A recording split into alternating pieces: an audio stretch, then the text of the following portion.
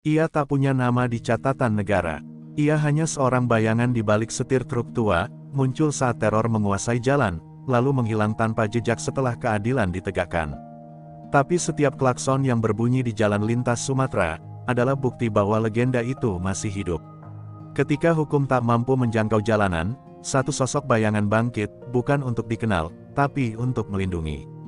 Beberapa bulan telah berlalu sejak jejak terakhir Serka Andika menghilang dari jalan lintas Sumatera. Jalanan kini terasa berbeda, lebih hidup, lebih aman. Tapi meski damai mulai mengakar, bayang-bayang masa lalu masih menyisakan gema. Di pos keamanan Way kanan, seorang sopir tua datang dengan luka lebam di wajah. Ia bercerita pelan, ada yang mulai kembali, orang-orang baru yang tak segan mukul kalau sopir nolak bayar uang jalan. Cerita itu tersebar pelan, seperti kabut dingin yang merayap sebelum badai. Dina yang kini mengelola terminal dengan dukungan para sopir muda, mulai resah. Ia tahu, kekosongan kekuasaan selalu menarik kejahatan baru. Bagas mungkin sudah mati, tapi wajah-wajah baru akan tumbuh dari tanah yang sama, katanya lirih. Dina kembali membuka catatan lama peninggalan Andika, menelusuri satu nama yang dulu hanya disebut sepintas, Purnomo, ex anak buah Bagas yang dikenal licin dan brutal, tapi selalu menghilang sebelum ditangkap.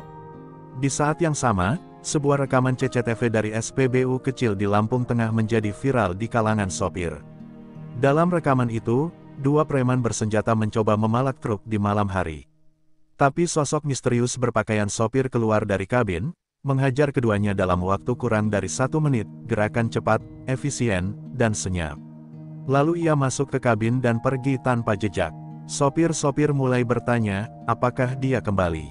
Letkol Ratna yang menerima laporan itu hanya diam menatap layar. Ada sinyal lama yang tiba-tiba aktif, kode unit bayangan 0916, milik Andika. Namun tak ada suara, tak ada pesan. Ia tahu, Andika tak butuh panggilan resmi. Jika dia aktif, berarti sesuatu sedang terjadi. Dan jika Andika bergerak, itu berarti ancaman yang datang tak bisa dianggap enteng. Dina lalu memutuskan hal besar, ia mengumpulkan para sopir senior dan mantan sopir korban kekerasan. Ia menginisiasi gerakan, Sopir Merdeka, jaringan informasi jalanan yang bertugas mengawasi premanisme, memotret wajah pelaku, dan mengirimnya ke sistem pusat yang terkoneksi dengan pasukan Kopassus. Kita tak bisa terus bergantung pada bayangan. Kita harus jadi cahaya di jalan kita sendiri, ucapnya tegas di hadapan mereka. Namun malam itu, saat Dina pulang ke warung kecilnya, ia menemukan secarik kertas terselip di bawah gelas kopi. Kertas itu lusuh, ditulis tangan, dengan kalimat, jaga jalannya. Aku jaga sisinya, hatinya bergetar, ia tahu betul tulisan itu. Andika belum pergi, ia hanya bergerak dari balik kabut, dari tempat di mana peluru tak bersuara tapi sangat menentukan. Di balik hutan karet, jauh dari riuh terminal, seorang pria duduk di atas batu besar, mengamati jalan dari balik teropong malam. Di pinggangnya tergantung pistol, dan di belakangnya tergantung ransel tua bertuliskan, misi belum selesai. Ia menyalakan radio frekuensinya sendiri, lalu berbisik pelan, bayangan kembali, jalur harus bersih. Ia lalu menghilang ke dalam gelap, seperti legenda yang tak pernah benar-benar mati. Hujan deras mengguyur kota kecil di perbatasan Tulang Bawang, menutupi suara mesin dan langkah kaki yang menyusup dalam gelap. Di tengah pasar gelap bahan bakar ilegal, terdengar jeritan lirih, seseorang ditemukan tewas dengan luka di dada, pelipis dihantam keras, dan secarik kertas tergenggam di tangannya bertuliskan, bayangan kembali. Korban adalah Jajat, tangan kanan baru dari Purnomo, sosok bayangan yang mulai mengambil alih kekuasaan lama Bagas. Namun kali ini, musuh yang ia hadapi bukan sembarangan. Purnomo sadar, ia bukan melawan polisi, tapi seseorang yang sudah membunuh rajanya.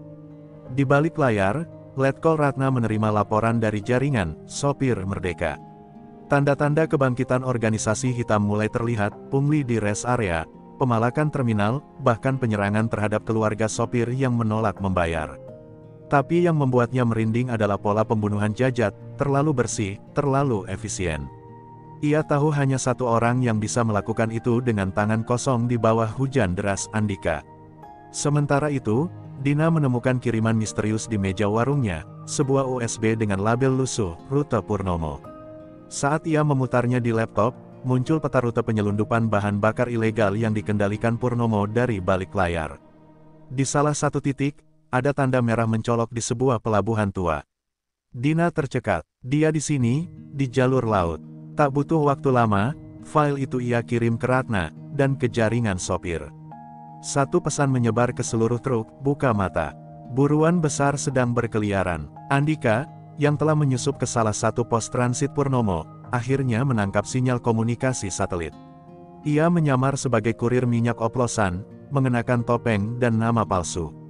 Di sana, ia mendengar langsung percakapan Purnomo dengan anak buahnya, kalau si bayangan itu muncul, jangan tangkap, bakar truknya dan tinggalkan mayatnya. Andika mencatat, tak bereaksi. Tapi dalam hatinya, tekadnya mengeras. Ini bukan sekadar balas dendam. Ini tentang mengakhiri sisa busuk dari kerajaan teror jalanan. Malam itu, salah satu truk Siba Surya diledakkan di pinggir jalan dekat metro. Supirnya selamat, namun mengalami trauma berat. Di dinding truk tertulis dengan cat merah, bayangan akan dibakar. Reaksi cepat pun datang. Puluhan sopir dari jaringan, Sopir Merdeka, mulai membentuk patroli jalanan. Tapi mereka tahu, satu-satunya orang yang bisa menghadapi Purnomo adalah seseorang dari dalam, seseorang seperti Andika. Andika tahu waktunya tak banyak. Ia menyiapkan jebakan terakhir di pelabuhan tua yang ditandai Dina.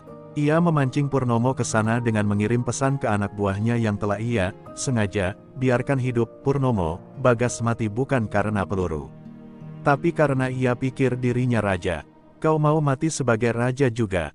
Pesan itu disebar di radio jalanan, dan malam itu, pelabuhan tua yang lama mati mulai hidup dengan kehadiran orang-orang bersenjata, dan satu sosok yang ingin mengakhiri semuanya.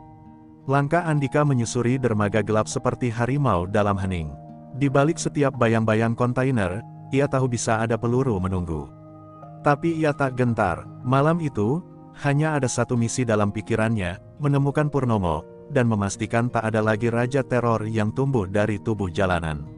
Malam menggantung pekat di atas pelabuhan tua yang sepi, hanya suara ombak dan rantai baja berderit yang menemani. Tapi di balik gudang-gudang karatan, lusinan pria bersenjata telah siap, anak buah Purnomo yang tersebar di titik-titik strategis, menunggu dalam senyap. Di atas kontainer tertinggi, Purnomo berdiri dengan rompi peluru dan senapan otomatis, matanya menelusuri kegelapan. Ia tahu, malam ini bukan tentang barang selundupan. Ini tentang harga dirinya, dan bayangan yang ingin mencabutnya dari dunia. Andika tiba lebih dulu. Ia menyusup dari jalur air, menyelam di bawah dermaga kayu dengan perlengkapan senyap. Saat ia muncul diam-diam di balik kontainer, matanya langsung memindai pola penjagaan. Terlalu rapat, gumamnya pelan. Tapi ia tak sendiri. Jaringan, Sopir Merdeka, telah membocorkan info ke Ratna, dan dalam jarak aman, satu tim khusus Kopassus sudah siaga, menunggu aba-aba. Tapi Andika tetap memilih satu rute. Menyusup dan mengakhiri sendiri. Tepat pukul 2 dini hari, ledakan kecil mengguncang sisi timur pelabuhan. Itu adalah jebakan Andika, pengalih perhatian. Saat para penjaga berpencar, ia masuk lebih dalam, satu persatu menghabisi mereka dengan senapan peredam dan pisau bayonet. Tak ada suara, hanya tubuh-tubuh yang roboh dalam keheningan. Namun saat ia mendekat ke markas tengah, terdengar teriakan, dia di sini.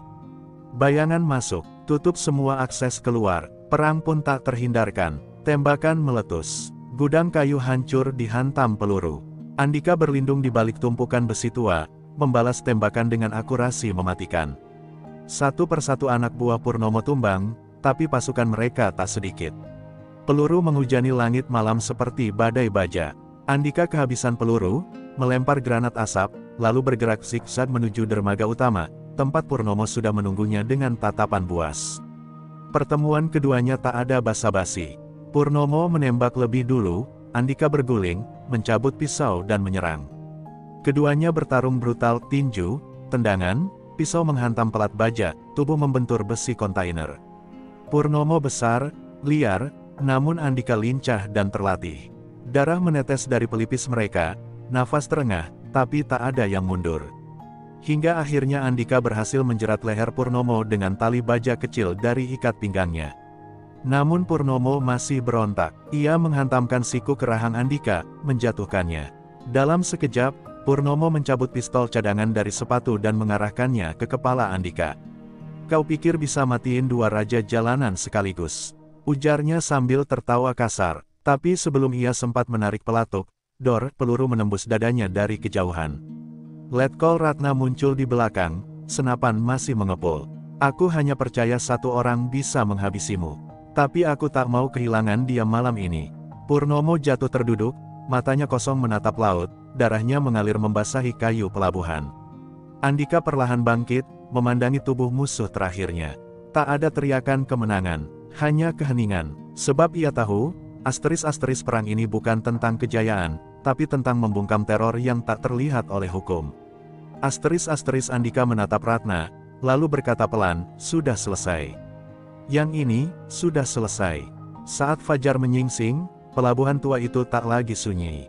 Pasukan Kopassus menyisir lokasi, mengevakuasi mayat dan menahan yang masih hidup. Dan Andika, ia berdiri di ujung dermaga, menatap laut lepas yang tenang. Untuk pertama kalinya, ia merasa beban di punggungnya luruh, setidaknya untuk malam ini. Fajar merah muda menyapa pelabuhan tua dengan kehangatan yang lama hilang. Aroma garam dan mesiu masih menyatu di udara, tapi suasana sudah jauh dari mencekam. Pasukan Kopassus mulai meninggalkan lokasi, membawa puluhan tahanan dan barang bukti ke markas.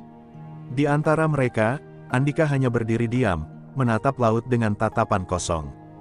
Di balik kemenangan tadi malam, ada luka dalam yang tak bisa disembuhkan oleh medali atau tepuk tangan. Ia telah melihat terlalu banyak darah, dan menumpahkan terlalu banyak. Di sisi lain jalan lintas Sumatera, para sopir mulai mendengar kabar, Purnomo tewas, pelabuhan penyelundupan dibersihkan, dan jaringan terakhir premanisme jalanan telah tumbang. Seperti badai yang akhirnya berlalu, kabar itu membawa napas lega yang menyapu seluruh jalur transportasi dari Lampung hingga Palembang. Truk-truk Siba Surya dan perusahaan lainnya kembali melaju tanpa rasa was-was. Para sopir mulai bersiul lagi, memutar lagu-lagu lama dari radio, dan, untuk pertama kalinya, tersenyum di balik setir. Dina berdiri di depan terminal W kanan dengan mata berkaca-kaca saat menerima pesan pendek dari nomor tak dikenal. "Warungmu tetap jadi tempat yang paling terang. Terima kasih sudah tetap percaya." Meski bayangannya menghilang, tak ada nama, tak ada balasan, tapi ia tahu, hanya satu orang yang menulis seperti itu. Ia memandangi warung yang kini jadi pusat pertemuan, Sopir Merdeka, di mana para sopir berdiskusi, berbagi rute aman, dan menjaga satu sama lain. Kini, semua tahu bahwa asteris mereka bukan lagi korban. Mereka adalah penjaga jalan, asteris-asteris. Di markas besar Kopassus, Letkol Ratna menandatangani laporan operasi terakhir. Kode, Bayangan 0916, ditutup secara resmi. "Pasukan Bayangan selesai bertugas," tulisnya. Tapi sebelum menutup folder itu, ia menyelipkan foto kecil Andika di dalamnya. Bukan sebagai formalitas, tapi sebagai pengingat bahwa di luar sistem, selalu ada prajurit yang memilih bekerja dalam gelap demi terang yang lebih besar. Andika, kini kembali ke truk tuanya, berkendara perlahan di jalanan lengang. Rambutnya lebih panjang, jenggot tipis mulai tumbuh, dan matanya masih penuh waspada.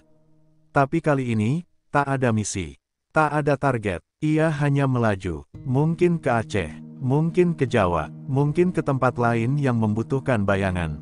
Ia bukan lagi burung pemangsa, tapi penjaga diam-diam dari sebuah ketenangan yang rapuh. Di rest area kecil di Sumatera Selatan, sekelompok sopir muda sedang berbincang tentang sopir misterius, yang dulu menembak psikopat, membungkam teror jalanan, dan kemudian menghilang.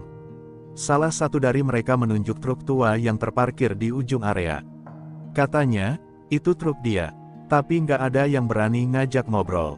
Seorang sopir lain hanya tersenyum, "Kalau dia masih di jalan, kita aman." Itu udah cukup. Dan ketika malam kembali jatuh, kabut turun, dan jalanan menjadi sunyi, sebuah truk melaju perlahan, lampunya menusuk gelap, dan siluet seorang pria terlihat di balik kaca depan. Ia tak berbicara, tak menoleh. Tapi kehadirannya cukup untuk membuat siapapun berpikir dua kali sebelum mencoba menguasai jalan ini lagi. Asteris-asteris bayangan itu belum benar-benar pergi. Langit sore menyala jingga saat Dina menutup warungnya lebih awal dari biasanya. Terminal Wei kanan ramai oleh para sopir yang kini tampak jauh lebih hidup, tak lagi waspada seperti dulu, tak lagi membisikkan ketakutan dalam obrolan kopi. Tapi bagi Dina, ada yang tetap terasa kosong. Seseorang yang dulu hadir dalam diam, kini benar-benar lenyap seperti embun pagi. Ia menatap ke kejauhan, berharap melihat truk tua itu muncul dari tikungan. Tapi harapan tetap tinggal harapan. Di dinding terminal, mural Andika berdiri gagah, siluet pria bersenjata berdiri di atas kabin truk dengan latar badai hitam. Di bawahnya tertulis kata-kata yang kini menjadi semboyan jalan lintas, jika kejahatan datang diam-diam, maka kebaikan harus lebih dulu mengendap. Anak-anak sopir sering menunjuk mural itu dengan kagum. Bagi mereka, Andika adalah cerita rakyat yang nyata. Sosok misterius yang muncul dan menghabisi teror, lalu pergi tanpa pamit. Asteris legenda yang mengendarai keadilan. Letkol Ratna berdiri di depan layar proyeksi di ruang briefing Kopassus. Ia sedang memberikan pelatihan kepada calon intel muda, menceritakan tentang operasi bayangan, tanpa menyebut nama-nama. Kemenangan tak selalu ada di layar berita, ujarnya. Kadang, kemenangan berjalan pelan di jalanan sunyi, dengan wajah letih dan tangan penuh luka. Kalian harus siap jadi seperti itu. Semua peserta hening, seolah mendengar dongeng perang dari zaman lain. Sementara itu, di lereng Gunung Kerinci, sebuah truk Siba Surya berhenti di res area kecil. Seorang pria turun, menyapa sopir tua yang sedang memperbaiki baut roda. Tak ada yang mengenali wajahnya, tapi sopir itu berseru, "Mas, dari Siba juga ya? Jalanan di sini sekarang udah aman, alhamdulillah. Dulu, serem banget." Pria itu hanya tersenyum tipis, membantu mengencangkan mur, lalu kembali ke truk dan menghilang dalam kabut. Ia tak butuh dikenal, ia hanya ingin jalan tetap hidup. Dina suatu malam menerima kiriman paket kecil tanpa nama. Di dalamnya hanya ada satu benda, jam tangan tua milik ayahnya yang dulu ia titipkan ke Andika, yang hilang saat konflik melanda. Bersama jam itu, secarik kertas bertuliskan singkat, waktunya berjalan lagi. Jagalah sisanya, karena aku tak bisa selamanya. Air mata Dina jatuh tanpa suara. Ia tahu, pria itu belum mati. Ia hanya sedang kembali ke bayangannya, ke tempat di mana cahaya belum bisa menjangkau. Kini, jalan lintas Sumatera menjadi simbol. Pemerintah memasang plakat di beberapa titik, zona bebas premanisme, warisan bayangan jalanan.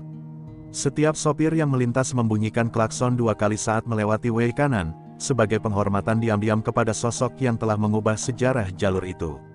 Klakson itu bukan sekadar isyarat. Itu doa, itu tanda bahwa mereka tak lupa. Dan di sebuah puncak bukit dekat perbatasan Bengkulu, truk tua itu terparkir menghadap matahari terbenam. Di dalam kabin, pria itu duduk memegang peta jalur baru. Di pundaknya, luka lama telah sembuh, tapi kenangan tidak. Ia tahu, setiap jalan punya ancamannya sendiri. Tapi selama ia masih bisa menggenggam setir, ia tak akan membiarkan kegelapan menguasai aspal. Sebab ia bukan hanya seorang prajurit. Ia adalah legenda yang lahir dari ketidakadilan, dan hidup untuk menebusnya.